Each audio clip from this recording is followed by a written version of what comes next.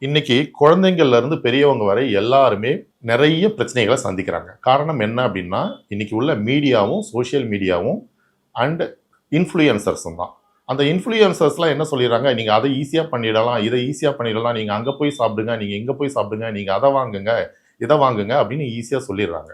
Suppose ஒரு ரொம்ப விலை உயர்ந்த மொபைல் ஃபோன் இருக்கு. அந்த மொபைல் ஃபோன் வந்து சீப்பான ரேட்டுக்கு கிடைக்குது அப்படின்னும் பொழுது, அவங்க கையில காசு இல்ல அப்படின்னா கூட, அவங்க அத கடன் வாங்கி வாங்கணும் அப்படின்னு நினைக்கிறாங்க.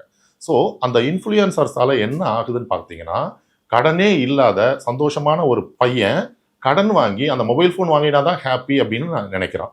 அதே மாதிரி, இந்த ஹோட்டல் போங்க, அங்க போய் சாப்பிடுங்க, இந்த ஃபுட்ட ட்ரை பண்ணுங்க, அந்த ஃபுட்ட ட்ரை பண்ணுங்கன்னு நெறைய இன்ஃப்ளூயன்சர் சொல்றாங்க.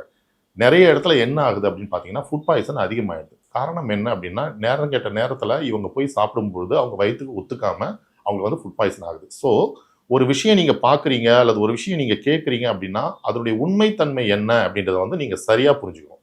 அப்படி சரியா புரிஞ்சுட்டு, அத வேலிடேட் பண்ணணும். அத வந்து நம்ம பண்ணலாமா? வேணாமா? தன்னுடைய பொருளாதாரத்துக்கு, தன்னுடைய உடலுக்கு எல்லாம் ஒத்துழைக்குமா? ஒத்துழைக்காதா? அத வாங்கக்கூடிய சக்தி உண்டா? இல்லையா? அப்படின்றது எல்லாத்தையுமே நீங்க கவனிக்கணும். அப்படி கவனிச்சு நீங்க ஒரு விஷயத்த செய்றீங்க அப்படின்னா, அந்த விஷயத்தால நீங்க பாதிக்கப்பட மாட்டீங்க. நீங்க பார்க்கறதெல்லாம் உண்மைன்னு நம்பி அத செய்ய போனா தான் உங்களுக்கு சிக்கல் வரும்.